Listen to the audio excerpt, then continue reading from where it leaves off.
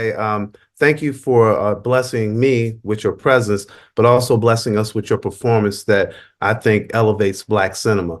My first question for you is that what was that thing that helped you break through and be able to revisit Celie? There's a sign to do it, but then there's the ability to go through it. Can you speak to that?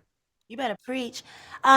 So to be very, very honest with you, and you know I'm going to be, and I think I saw you the other day. Did I just see? You Yes. did. You did. Okay.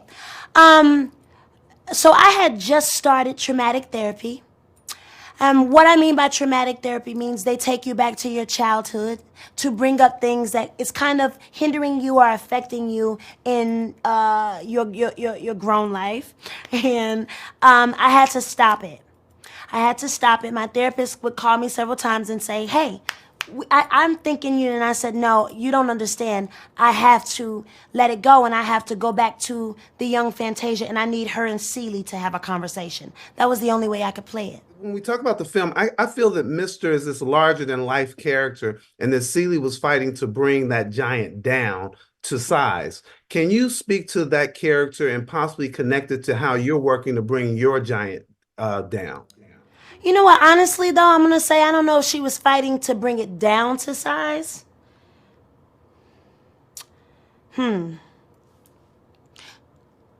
I think she was fighting for him to open his eyes and really see. He could not see because everything that he was looking and seeing and everything that he ate, slept, breathed his father. That generational curse that was on his life. I'm a mother now, so I can only speak from looking at my son and the men in my life. I'm the only girl. I have 3 brothers, and I have 16. There's a lot of uncles in my life, and on my father's side is 16 of them.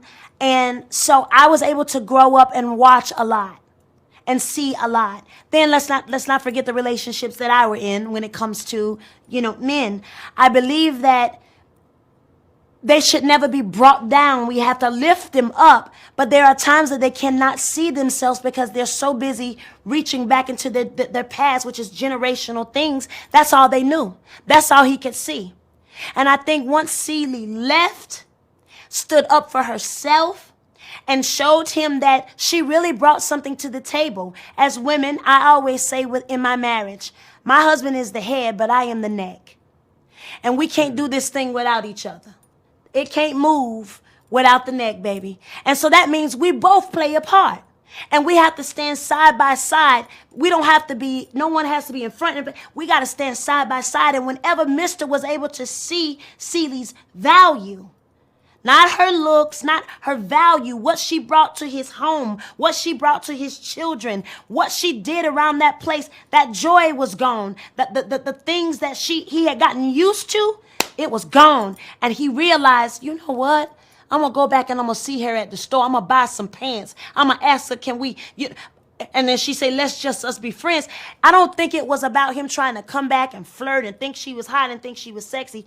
He realized the value that the woman plays in the man's life, whether it's a mother and a son, whether it's a best friend. And I don't think she was trying to bring him down. I think she wanted him to open his eyes so he could see.